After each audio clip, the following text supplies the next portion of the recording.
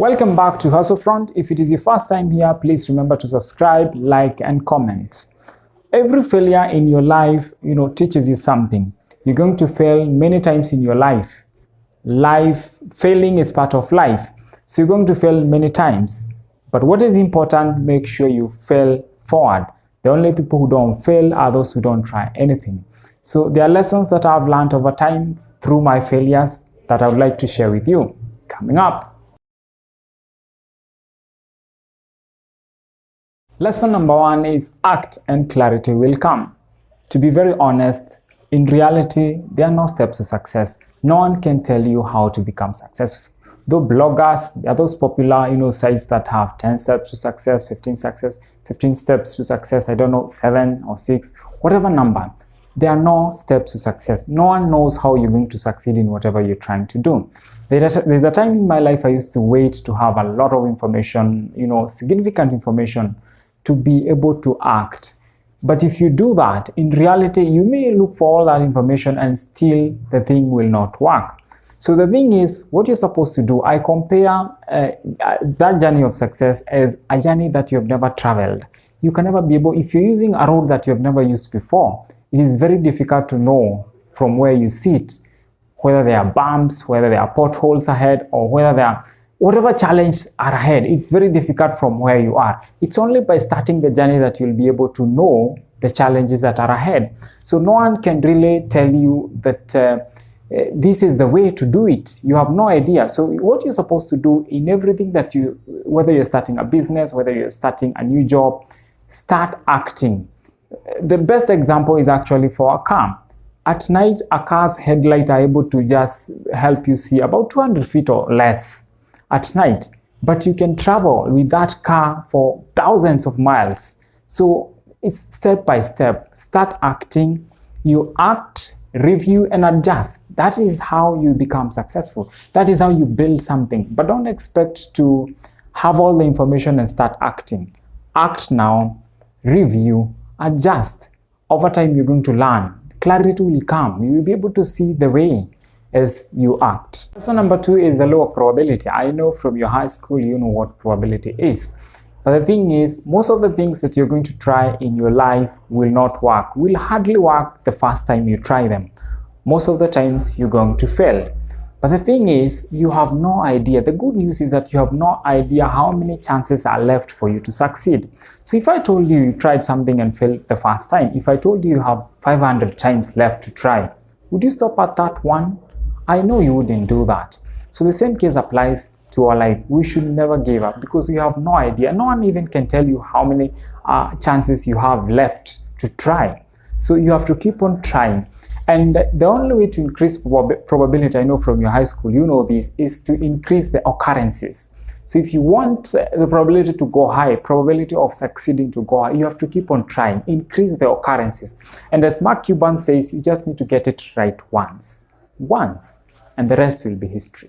So keep trying, never give up, because you have no idea how many chances are left for you to succeed.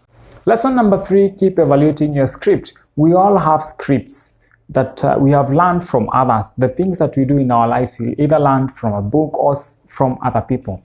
So you have to keep on evaluating your script and asking yourself, is this the right script? Is this leading me in the right direction? You have to keep on asking yourself that question, because they say creation happens twice. First in our mind and then in the physical world. So if you have the wrong script in your head, you're likely also to get the wrong results in your life. For example, when I joined campus, I came across 2 guys who are in their third year. One guy was doing very well academically, and the other one was just doing average. So in one of our conversations, I asked them, wow, how do you survive here? How do you do well here? One of the guys told me that for you to get good grades and do very well in campus, you have to know certain lecturers. You have to know someone to help you get those marks. So at that point, I didn't know anyone. He even went ahead to provide evidence that this other guy who was, performing academically well, he had a brother there. It was true, he had a brother there. So when I asked the other guy, he had a different version, a different script on how to succeed in campus. He told me, you just have to work for it. Read, work hard, attend all the classes and make sure you get what the lecturer is teaching.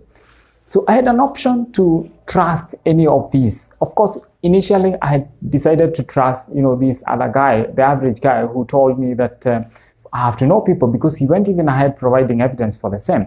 So, but after some times, I found it numbing. I asked myself, what would I be doing in the next 4 years in this school? Would you just be sitting back at the mercy of people and hoping that if they don't help me, I'm going to fail? So I decided to take the latter advice and work hard. And eventually, after 4 years, I emerged as one of the top students in our graduating class. So the question is, what if I had decided to follow the other guy's script? What would have happened? The same question I'm posing to you. You could be using scripts that you have been sold by people. They are faulty. Keep evaluating your script. And the same case applies. After even graduating, I came across other people who told me, for me to get a job, I have to know people. But when I made my application, when I sent my application there, I didn't send to any company that I knew anyone. And I got picked. So the thing is, who is selling your script? What kind of script are they? Are they okay? Are you evaluating? So you need to evaluate your script to make sure they are right, because there are so many scripts out there. I also hear people around that say that for you to get rich in Kenya, you have to be corrupt. You have to get tenders. Is that true? Is that script okay? So you have to keep on asking yourself, whatever script are you using in your life, are they okay? Are they right? Keep evaluating them. And if they're not okay, change them. That is the only way you're going to get ahead. The next lesson is be wary of the big picture syndrome.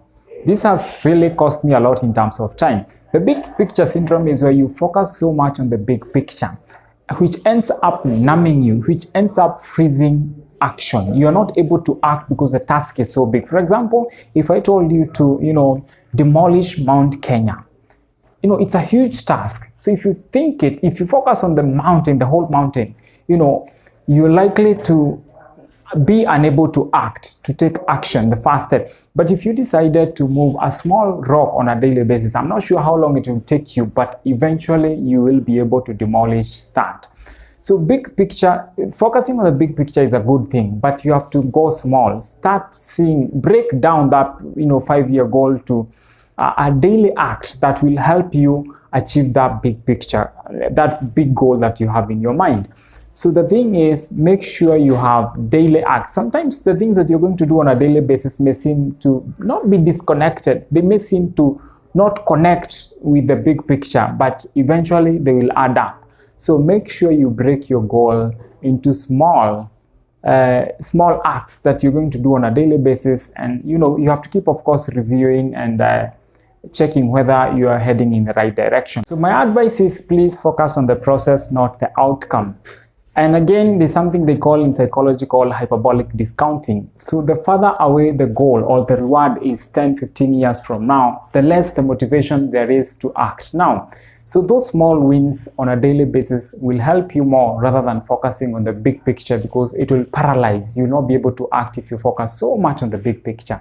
So be careful. Another thing, the thing is, in our life, our business in life is to focus on what solve the problem that lies ahead of us, not what lies dimly at a distance. Solve the daily problems, and the other, as time goes by, you'll be able to solve other bigger problems. So small, go small, and over time eventually you'll be able to solve the bigger one. And the last point is that you should be wary of microwave syndrome. What I mean by this is wanting things to happen fast. Any great feat, any great achievement requires a lot of sacrifice. So we must quit wanting easy stuff, because easy stuff don't help you achieve anything great.